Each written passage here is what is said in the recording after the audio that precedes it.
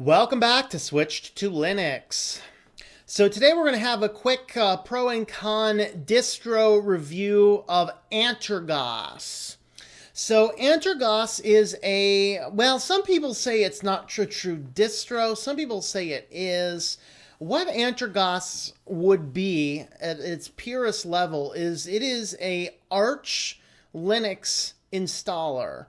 Although I'm going to say it's a distro, because a distro is sort of a loose word in the realm of Linux. And we have to keep in mind that, some people might have a definition of a distro being something to the effect of, anything that gives you something different. So there was the, quote, satanic distro, or, of course, that was never included on Distro Watch. And all that basically is simply wallpapers and some styling themes. And so you had that. Of course, you had the Justin Bieber and the Hannah Montana distros, which did actually show up at one point in time at Distro Watch. They might still be there. Kind of scary. Well, those also weren't true distros. They were basically just Ubuntu distros. I think they were Ubuntu. I can't remember exactly. But they were basically just Linux builds, which had different theming and, just different theming, maybe different icon packs, coloration, sounds integrated in. Of course, there was the Christian edition of Ubuntu, which contained, that one had styles, themes, but it also had a few other packages, mostly the Bible study apps. So, there's a lot of interplay between what is a distro and what is not a distro. So we're going to have a look at Antergos today, and I'm going to call it a distro. Some people say it's a distro. Some people say it's simply a graphical installer. Regardless, this is a system that allows you to put Arch Linux on a computer without a problem. And as one person in the comments had aptly stated, that we don't necessarily need the elitism that comes with, or at least used to come with, some of the Arch install, because of course the fun and geeky thing to do, and maybe a fabulous way to learn some deep terminal Linux, is to build your Arch install up from the ground up. Well, some of us want to use Arch but don't have time for that, maybe not even have the expertise for that. But if you still want to use Arch because there's reasons to use it, Antergos is a pretty good way to do it. Now, of course, we looked at Manjaro. I don't know, last week, 2 weeks ago, I think we looked at Manjaro, which is also based upon Arch. And some people say that Manjaro is kind of like the Ubuntu of the Arch community.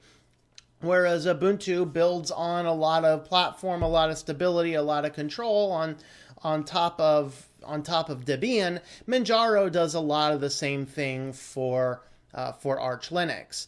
Now, the downsides that people saw to Manjaro is that packages are not updated nearly as quickly, and sometimes that means that security updates are not pushed out until another version is pushed.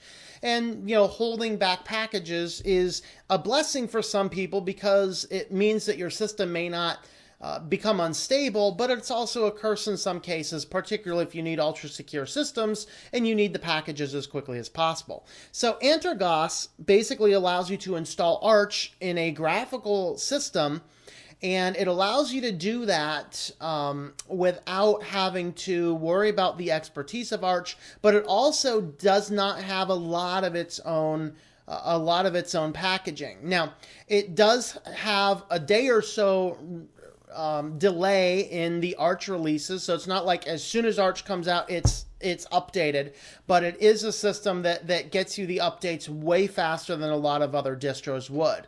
And so on that basis, that's why some people say that Antergos is merely an installer for Arch. So regardless, whether it's an installer or whether it's a full distro, we're going to have a look at it today.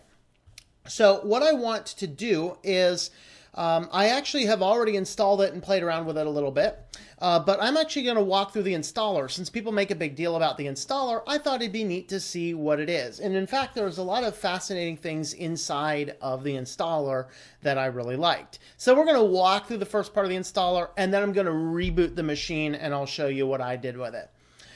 So as we're looking at some of the options, we'll show you some other things here. So we'll hit the install it. Of course, this is running on a VirtualBox, so sorry if there's a little bit of camera lag.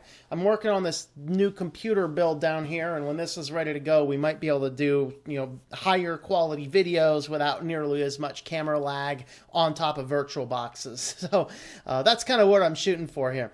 So the first thing is you want to select your language, and it's going to do the double check, make sure your system looks good. And then we have to select our distro. Now, this actually comes out of Spain. I'm not sure why it's defaulting to Australian English, unless it's simply because that's the top of the list, which is probably likely. So we are going to go in here and select the United States. We're going to select our time zone, our keyboard layout. Now, this is the neat part about this distro, is that you do need the internet connection to install it, I believe. Not everything here is included in this live key that I had downloaded, which is a little bit larger than many of the other live keys. This was 1.7 gigabytes. But the cool thing about this is that the live key that we're running on is based on the GNOME desktop, which you can see that they're selecting here as the default. But you can have a lot of different desktops in here. So the Cinnamon was actually, it was kind of started with the Cinnamon desktop as one of the defaults. Now they have the Cinnamon, they have the GNOME, the KDE, the Mate, they have the OpenBox and the XFCE. And I've actually never looked at OpenBox before, so I kind of want to go in and install one of those and play with it a little bit. Well, you can also install the base if you want, just the basic kernel and packages there. You can do that. So once you select what you would like to install, the next screen allows you to pick some various packages. So you can use the Arch user repository, which is turned off by default. You can enable the Bluetooth support. This computer does enable Bluetooth. I think I have it turned off just to conserve memory, and there's really nothing I want to use the computer with Bluetooth for. It does default to the Chromium web browser, but you can turn that off and turn on Firefox instead. You can turn on some extra font packages. There's Flash plugins. You can do a LTS kernel version. You can install or deinstall LibreOffice. Printing support. You can install Steam, Firewall, and an SMB. Oh, actually, I bet I forgot to install that. That's why I could not get my networking working.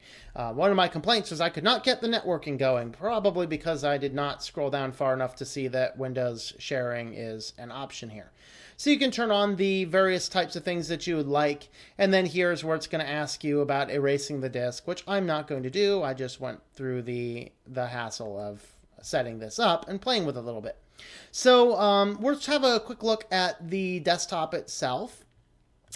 We have here, it's GNOME 3, so everything that you'd expect out of GNOME 3, you have the option to look at here. I'm not a huge fan of the GNOME desktop. There's some specific advantages, and a lot of people really love this. I'm not a big fan. It's simply a personal choice. It's a really cool application, and actually one application that I really like this for is I want to build a system that is always signed into my social media accounts, mostly so that I can play around with those, because I don't use social media. I'm not a big fan of it. But I do have some accounts, and the GNOME platform in these settings will actually, if settings are installed on this, it may not be installed on the live key. Yep, there they are. Okay, so the GNOME settings will actually allow you to input online accounts, and it does give you a lot more online accounts than many other systems do. So if you were using a platform to use with Google and Facebook and Flickr and Microsoft, other types of accounts, this would be a very nice platform to use, because just like on a mobile device, you can sign in with your accounts and keep those integrated into the system. So that's an advantage if you happen to use such devices. That's a good advantage of using them.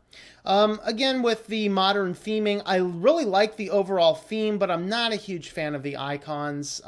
Again, that's just another personal preference. These are utilizing the modern flat icon look and the square flat icon look. I'm not a big fan of that. I was able to go into my install and change the icons very easily, particularly nice because they install the tweak tool by default. So that was a very nice system there. So what we're going to do here is I'm going to go ahead and shut down and restart the computer. If I can remember how to shut down and restart the computer on GNOME. Okay, thought it was over here. Oh, there we are. Let's see. Oh, I don't want to log out. I want to shut down. This is how little I use GNOME, is I am totally forgetting how to actually log out. I thought you just come over here and you had the option to shut down the computer. Let's go ahead and log out. All right. Anyway, I'll get that figured out. We're going to come back here to full screen. It will take a few moments to boot this up, so if I run out of things to say, then I'm going to go ahead and clip some time out of the video. All right. So we're going to cancel that. Let's remove the disk and start the virtual machine back up. All right. So while this is loading back up, let me tell you some of the things that I found on this that I really liked, or just some things that I had things that I had noted.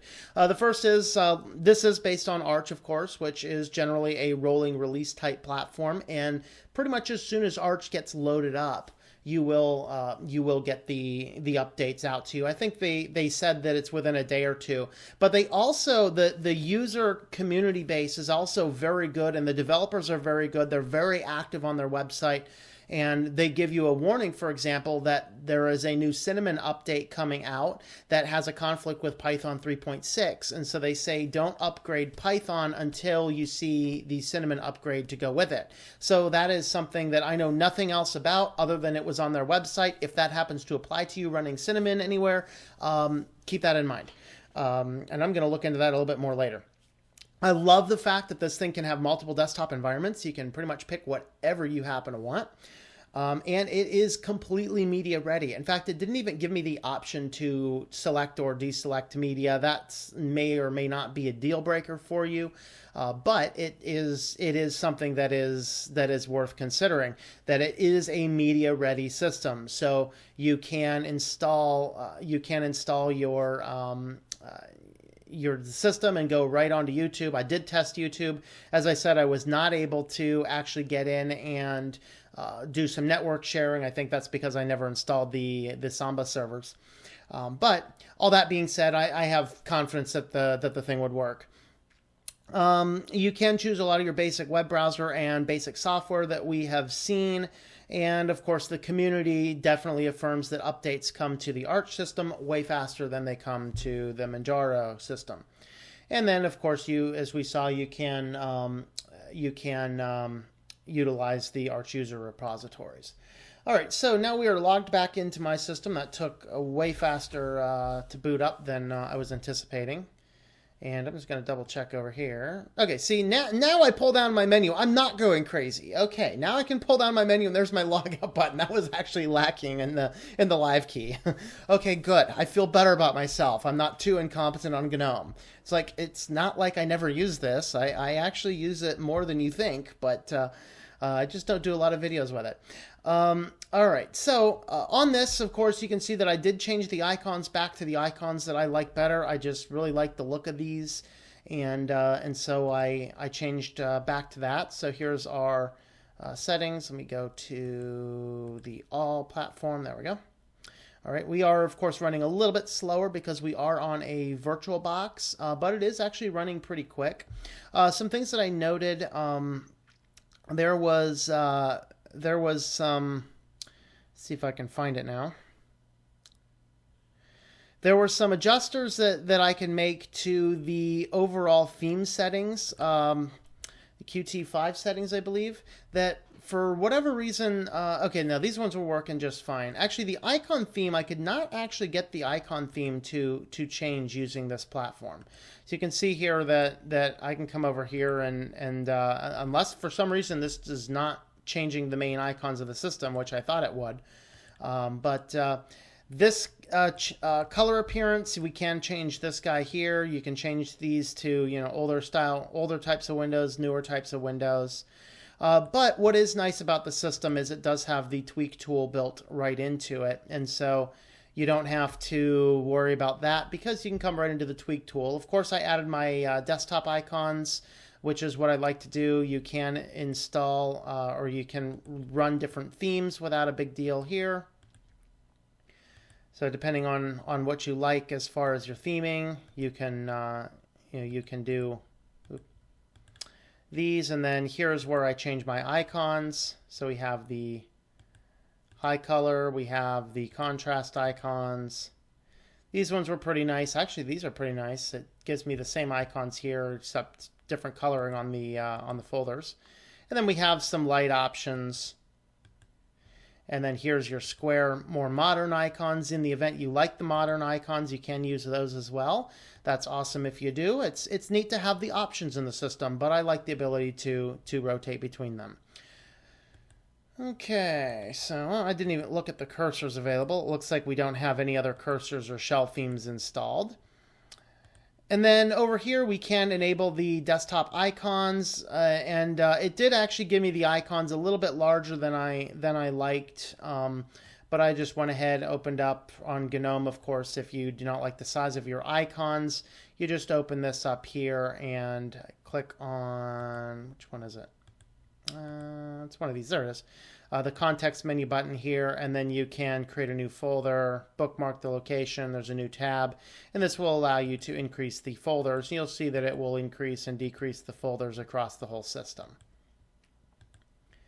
And I like about that size. So we can sort A to Z, Z to A, last modified, first, size, type, and then we can show the hidden or reload inside those windows. All right, extensions. I did not actually have a look at the extensions, but it looks like we do have the very similar extension system, so we can install more shell extensions by clicking over here because this is the GNOME desktop. Of course, if you install this with Cinnamon or XFCE or any of the other ones, then you would have whatever means is currently the most frequent means to utilize the desktop environment would be available. So here I'm guessing, let's see, we're not, some parts. I'm guessing that what it is we need to hit the allow the shell extender to load. That's usually what you need to do on newer versions of Firefox, is to enable that. And then hopefully then we'll be able to come in here and install new things. We might have to go up, change your settings in the browser over here with the add-ons, and then restart the browser. That's my thought. That's usually what you need to do.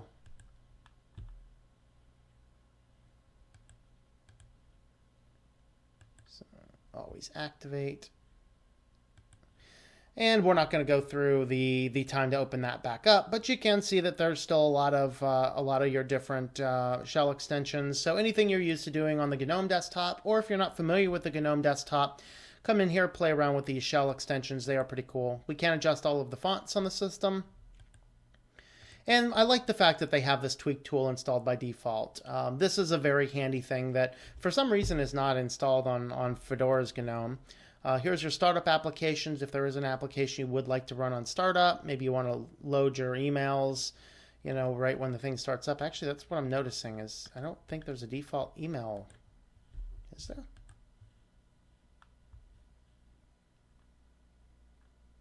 Yeah, there is not a default email application on here, at least not one I can see. So if you want to check your email on here, make sure you install either Thunderbird or Evolution or some other ones.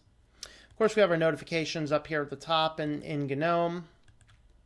So I think overall, your positives on this, we have a very nice, very close to Arch system that will allow you to push the updates. You can also pick all of your desktop environments that you like, and it does look like everything is pretty well configured when you get it out of the box.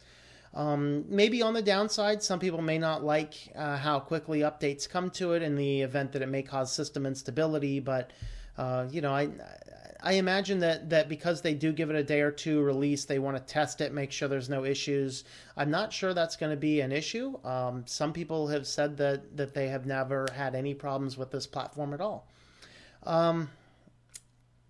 I'm trying to think if there's other real negatives here. I don't really think that there are. I mean, this is a very nice, very sleek system. I like the fact that I can choose a lot of my software out of the gate, and you know, you have all of the stability that's going to come with Arch and come with some of these some of the other distros here. We have the tweak tool built into it. We can change our different icons around. You can stick with the more modern theme, older theme, and of course some great wallpapers come with the platform as well. I picked this nice waterfall platform. You can also select from other wallpapers here that, you know, some of these are pretty well known. Some of these I have not really seen. I haven't seen that one before. Let me see that. Yeah, that's pretty nice. Look at that. And I like the fact that there's cars and stuff on there. Let me do that one. There we go. Now we're on a beach with some stars. All right, so this is the Antergos pros and cons, mostly pros.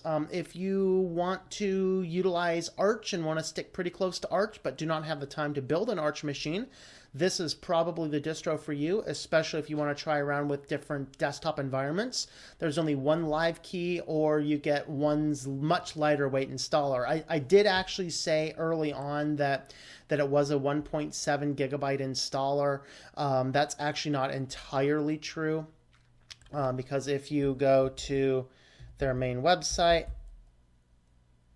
then you can see that what I downloaded was actually the live key, and there is actually a more bare bones installer. If you know that you want to use this, then you can come down. You can come down here, pick it up, and you can just get the much lighter weight one here. All right, so here is, we have the live ISO. Okay, so the live ISO is the one that allows you to test this out without installing it. Like I said, this is about a 1.7 gigabyte file. You can download it directly via HTTP or through a torrent.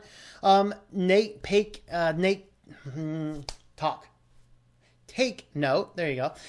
If you do not generally use a lot of torrents, and you don't want to install a torrent application, remember that the Opera browser is also a torrent downloader. And actually, that's what I use. I don't use a lot of torrents, but sometimes I find downloading these via torrent is a little bit faster, a little bit better than doing so via HTTP. And so on my Linux Mint computer, I have Opera installed, and that's what I use. I use Opera for downloading torrents because I like to test things in there anyway. The minimal ISO, this guy here actually will not have the live key operations. It will allow you to simply download it and run the installer. You can see that's only 614 megabytes. And so you do have the option, if you know that you like it and you don't need to download the much larger size, you can get the smaller size and still run the installer without going directly into the desktop environment. So that is my take on the Antergos or Antergos. I'm not sure exactly how the correct pronunciation. It is a Spanish word, I believe, and I've never taken Spanish, unfortunately. So that is the Antergos system, and I really hope that you like that, and I hope that this opened up your eyes to yet another great Linux distro. And with that being said, thanks for watching, and I hope that you enjoy switching to Linux.